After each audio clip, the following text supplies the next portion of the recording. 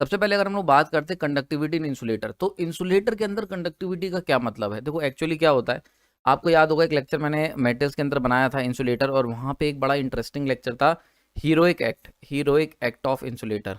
ठीक है, मतलब इंसुलेटर भी हम लोग हमेशा एक्ट ऑफ इंसुलेटर, ठीक है, इस नाम से एक लेक्चर है, जाके देखना, मज़ा आ जाएगा। हर बार हम लोग इंसुलेटर को एज अ विलन देखते हैं कि भाई ये करंट को फ्लो नहीं होने देता, लेकिन क्या है, इंसुलेटर का यही एक हीरोइक एक्ट है कि वो क्या करे, जो कंडक्टर है उसके अंदर जो करंट फ्लो कर रहा है वो उसी कंडक्टर के अंदर बना के रखे, उस करंट को बाहर लीक आउट ना होने दे। समझ में आ रही बात है? That is the very important act of insulator.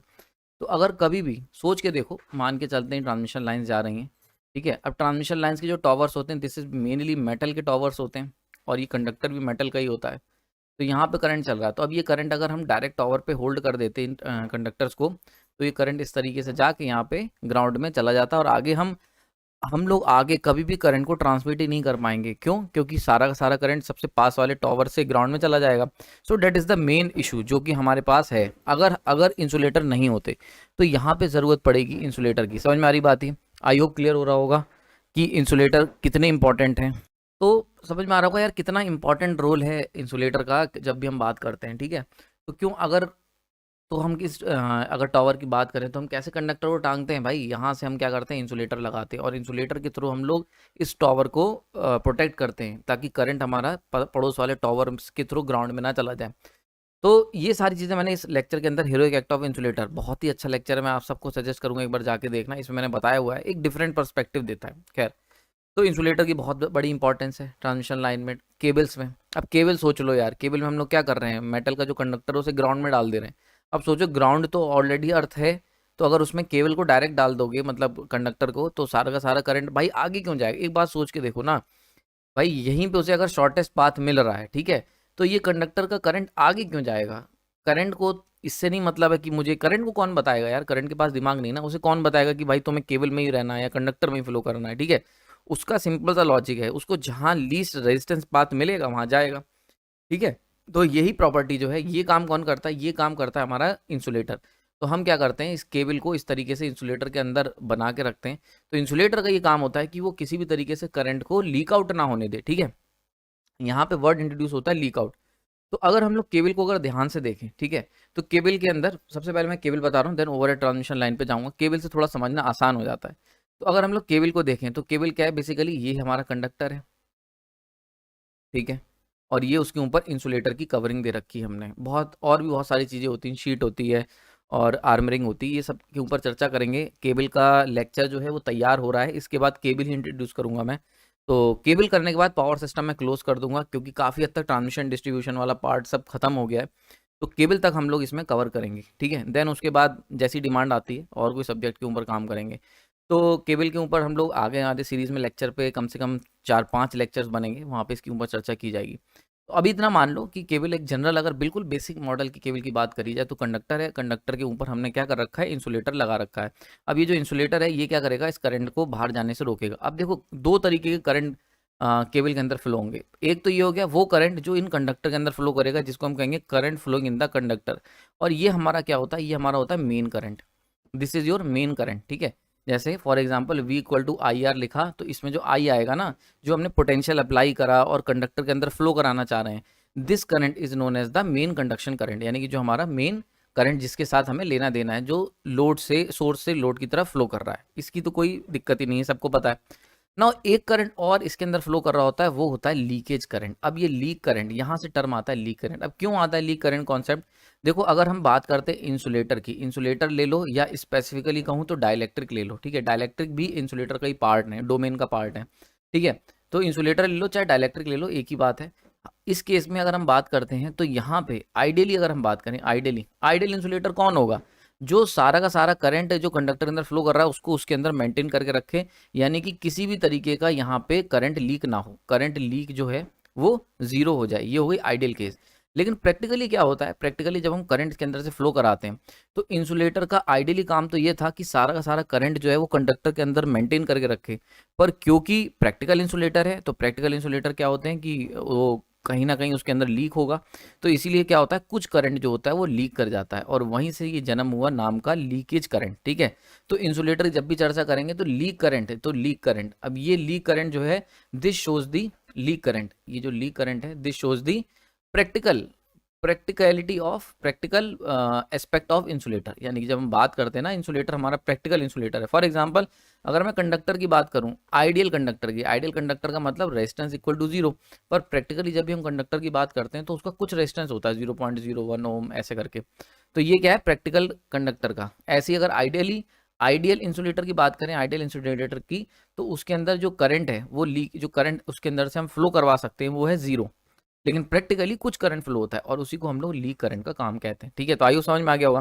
तो ये हो गया लीक करंट। अच्छा, एक बड़ी इंटरेस्टिंग चीज और आती है, आप यहाँ पे देख सकते हो, ये लीक करंट जो होता है ये रेडियली फ्लो करता है, रेडियली, और जो मेन कंडक्शन करंट होता है ये एक्सियली फ्लो करता है। बड़ा इंपॉर्टेंट पार्ट है, ध्यान से समझ लो इसको। एक्सियली और रेडियली का क्या मतलब है, जैसे फॉर एग्जांपल अगर मान के चलते हैं हमारा कोई बॉडी है और ये उसकी एक्सिस है, ठीक है, तो इस एक्सिस के अलाउंग और कोई चीज़ फ्लो कर रही है, ठीक है, तो हम उसे कहेंगे एक्सिस के अलाउंग, तो उसको हम कह देंगे एक्सियली। ठीक है, और वहीं पे अगर कोई इस एक्सिस के अलाउंग परपेंडिकुलरली फ्लो कर रही है तो उसको हम कहेंगे रेडियली। ये कब कहेंगे, ये कहेंगे जब हम बात करेंगे 3 डायमेंशन में। देखो इसको समझो, ऐसे नहीं समझ में आएगा, 3D फिगर बनाता हूँ। जैसे मान के चलते हैं ये है हमारी शाफ्ट, ठीक है, तो अगर इस शाफ्ट की डायरेक्शन में कोई फोर्स या कुछ लग रहा है तो हम उसे कहेंगे एक्सियली। देखो इस शाफ्ट है, ये शाफ्ट मान के चलते हैं इस तरीके से, अगर इसे घुमाओगे तो घूमेगी, तो इस शाफ्ट की ये हो गई axis, this is the axis of the shaft. तो अगर कोई भी फोर्स अलोंग द एक्सिस लगेगा, अलोंग द एक्सिस, तो उसको हम कहेंगे एक्सियल फोर्स।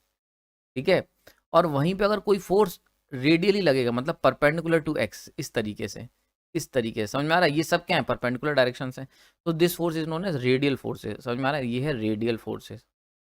क्लियर हो रहा है, तो दो तरीके की फोर्सेस कह लो, या कोई भी चीज हो सकती है यार, कुछ भी हो सकता है। मैग्नेटिक फील्ड भी होती है, axial magnetic field, radial magnetic field, types of magnetic field वाला लेक्चर मैंने लिया था स्पेशल पर्पस मशीन में, वहां पे जाके देख सकते हो, मैग्नेटिक सेलियंसी बहुत कुछ बताया हुआ है यार। ठीक है, तो जब भी हम बात करेंगे तो एक्सियली का मतलब अलोंग द एक्सिस और रेडियली मतलब परपेंडिकुलर टू द एक्सिस। तो अब देख सकते हो यहाँ पे अगर ये केबल है तो कंडक्टर की axis, this is the axis of the cable, ये एक्सिस हो गई। तो अब इस एक्सिस के अलोंग जो करंट फ्लो करेगा, जो कि हमारा मेन करंट होगा, कंडक्शन करंट, ये क्या है, इसको हम कहेंगे एक्सियल करंट। समझ में आ रहा है, this is your axial current. और जो करंट इसके परपेंडिकुलर निकलेगा बाहर की तरफ ऐसे करके अलोंग द रेडियस, जैसे रेडियस नापते हैं ना इस तरीके से, जैसे अगर कोई भी है इसकी रेडियस कैसे नापोगे, इस तरीके से तो रेडियस नापोगे। समझ में आ रही बात, ये तो दिस इज, तो इसीलिए यहीं से वर्ड आया रेडियल, रेडियली। भाई ये बड़ी ही क्रूशियल नॉलेज है, बहुत ही रेयर अवेलेबल है, जल्दी कहीं मिलती नहीं है। तो this is your radial field, मतलब जैसे जिस डायरेक्शन में रेडियस होता है, जैसे रेडियस निकालते हैं तो रेडियस की जो डायरेक्शन होती है वही रेडियली फील्ड की, रेडियल करंट की डायरेक्शन होगी। तो कोई भी चीज़ अगर परपेंडिकुलर टू द एक्सिस जा रही है तो उसको हम कहेंगे भैया ये रेडियल है। अब वो कुछ भी हो सकता है, फील्ड हो सकती है या फिर कह सकते हैं करंट हो सकता है। तो यहाँ पे लीकेज करंट अगर ध्यान से देखोगे, दो तरीके करंट है, एक है कंडक्शन करंट और एक है लीक करंट। तो देख सकते हो लीक करंट जो है वो क्या है, रेडियल है, तो लीक करंट क्या है, रेडियल। ठीक है, जबकि अगर हम बात करते हैं कंडक्शन करंट की तो ये क्या है, ये है एक्सियल। ठीक है, तो ये इसके ऊपर क्वेश्चन आए हुए हैं, अच्छा क्वेश्चन बन जाता है। तो रेडियल और एक्सियल का मतलब आपको पता होना चाहिए। समझ में आ रही बात ये नाउ। तो अब तक हमने समझ लिया कि अगर केबल का बेसिक मॉडल देख लें तो हमने देखा उसके अंदर एक कंडक्टर होगा, दोनों तरफ से इंसुलेटर से कोटेड है, कवर है। तो इंसुलेटर का काम क्या था कि जो ग्रीन कलर का करंट है उसे इस केबल के अंदर ही बनाए रखना, कंडक्टर के अंदर। लेकिन क्या होता है, क्योंकि प्रैक्टिकल इंसुलेटर है तो कुछ करंट लीक आउट हो जाएगा। ठीक है, तो ये हो गया लीक। अब देखो ये जो करंट लीक आउट हो रहा है यहीं से सारी चीजें बदल जाती हैं। तो जब भी हम बात करते हैं आर इंसुलेटर की, ठीक है, या जी इंसुलेटर की, मतलब कंडक्टेंस ऑफ इंसुलेटर या रेजिस्टेंस ऑफ इंसुलेटर, तो ये रेजिस्टेंस किसको ऑफर होता है। पुराने लेक्चर की अगर बात करें तो वहां पे इसीलिए मैंने बड़ा डिटेल में बताया था कि रेजिस्टेंस का क्या मतलब है। रेजिस्टेंस हम जब भी बात करते हैं तो पिछले लेक्चर में जितना भी हमने देखा तो रेजिस्टेंस ऑफ कंडक्टर की बात करी थी। रेजिस्टेंस ऑफ कंडक्टर क्या था कि एक कंडक्टर करंट के फ्लो ऑफ करंट को कितना अपोज कर रहा है। समझ में आ रही है, शॉर्ट में ऐसे लिख दिया मैंने। तो कंडक्टर कितना अपोज कर रहा है फ्लो ऑफ करंट को, उसको हमने कहा था रेजिस्टेंस ऑफ कंडक्टर। अब जब बात करते हैं इंसुलेटर की तो देखा जाए तो इंसुलेटर के अंदर से तो कोई कंडक्शन करंट फ्लो ही नहीं कर रहा है, क्योंकि वो तो केबल यानी मेन कोर कंडक्टर में फ्लो कर रहा है कंडक्शन करंट। तो इंसुलेटर का रेजिस्टेंस का क्या मतलब हो गया, तो यहाँ से कॉन्सेप्ट आता है लीकेज करंट का। तो इंसुलेटर जो है, जो ये रेजिस्टेंस या और अपोजिशन, तो जो इंसुलेटर अपोजिशन ऑफर करेगा किसे, इस लीकेज करंट को, इसको हम कहेंगे आर इंसुलेटर। बहुत इंपॉर्टेंट, समझ में आ रही बात है। आधे लोगों तो पता ही नहीं होता, हम ये जानते हैं कि भैया इंसुलेटर का रेजिस्टेंस इतना है, तो किसके प्रति रेजिस्टेंस है यार? इंसुलेटर के अंदर से कंडक्शन करंट तो फ्लो करेगा नहीं, तो फिर कौन से करंट को रेजिस्टेंस ऑफर कर रहा है वो? तो बेसिकली इंसुलेटर ऑफर कर रहा है लीकेज करंट को। तो जब भी किसी इंसुलेटर के अंदर लीकेज करंट फ्लो करता है, तो उस लीकेज करंट को जो अपोजिशन ऑफर होगा, जो अपोजिशन ऑफर होगा, उस अपोजिशन को हम मेजर करते हैं इन टर्म्स ऑफ रेजिस्टेंस। तो here comes the rho picture R insulator. समझ में आ रही बात है? क्लियर हो गया यहाँ पे? तो देखो मैं यार तुम्हें डायरेक्टली फॉर्मूला बता सकता था और तुम्हारी कहानी आगे निकल जाती, कोई दिक्कत नहीं होती, सारे क्वेश्चन लग जाते। पर मेरा काम ये नहीं है, मेरा काम है तुम्हें बिल्कुल इन डेप्थ में ले जाके बिल्कुल बॉटम में बताना कि भाई हो क्या रहा है। ठीक है, क्लियर हो रहा है यहाँ पे? तो देखो आर इंसुलेटर समझ में आ गया। तो अपोजिशन, जो लीकेज करंट को जो इंसुलेटर अपोजिशन ऑफर करेगा वो हो जाएगी, उसको हम मेजर करते हैं in terms of R insulator. अब फॉर्मूला देख लो, इसीलिए फॉर्मूला बदल गया। अगर कंडक्टर की बात करते तो कंडक्टर का फॉर्मूला जो था वो अलग था। ठीक है, R equal to rho L by A, ये फॉर्मूला हमेशा इस्तेमाल होगा जब हम बात करेंगे एक कंडक्टर की। ठीक है, एक ऐसा मटेरियल जो कि इलेक्ट्रिकली कंडक्टिव है इन नेचर में, तो जब उसकी बात करेंगे तो ये वाला फॉर्मूला इस्तेमाल करेंगे। पर जब हम मतलब जब कंडक्शन करंट की बात होगी, बड़ा इंपॉर्टेंट है, कंडक्टर कह लो या कंडक्शन करंट की, जब भी हम कहेंगे कंडक्शन करंट को कितना रेजिस्टेंस ऑफर हो रहा है मटेरियल से। लेकिन जब हम बात करेंगे लीकेज करंट की, ध्यान रखना, लीकेज करंट की जब बात होगी तब हम केवल ये वाला फॉर्मूला इस्तेमाल करेंगे, यानी लीकेज करंट को कितना रेजिस्टेंस ऑफर होगा आर इंसुलेटर के टर्म्स में, तब हम ये वाला फॉर्मूला इस्तेमाल करेंगे। ठीक है, तो आर इंसुलेटर की अगर हम बात करते हैं तो आर इंसुलेटर होता है equal to rho divide by 2 pi L L N R two by R one. तो यहाँ से ये चेंज हो गया, देख सकते हो यहाँ पे मैंने इसीलिए दोनों को लिख रखा है।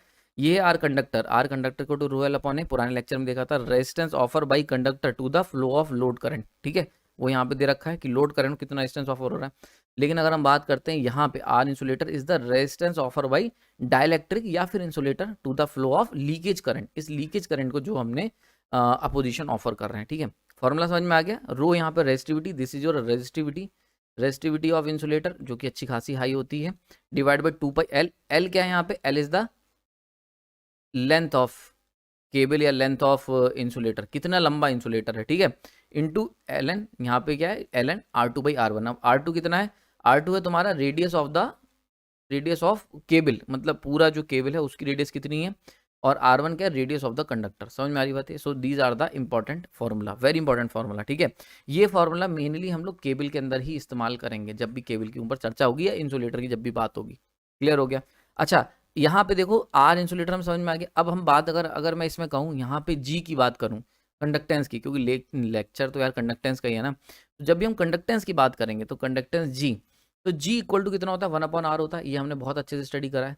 तो यहाँ पे जब हम बात करेंगे कंडक्टेंस की, तो केबल के अंदर कंडक्टेंस का नाम, कंडक्टेंस का जो है ये इस्तेमाल करा जाता है easiness of insulator for leakage current, leak current. समझ में आ रही बात है? तो जैसे रेजिस्टेंस मैंने लास्ट लेक्चर में बताया था, रेजिस्टेंस मेजर करता है कि कितना पोजीशन, वैसे अगर कंडक्टेंस या कंडक्टिविटी की बात करेंगे तो कितना इजीली लीकेज करंट इंसुलेटर से फ्लो कर रहा है वो हमारा कंडक्टेंस नापेगा। तो सिंपली जी इक्वल टू कितना होगा? 1 upon R insulator, R insulator यहाँ पे ही दे रखा है। तो अगर जी की बात करें तो कितने ईजिली ये leakage current I L flow कर गया थ्रो इंसुलेटर, तो ये आपका हो गया यहाँ पे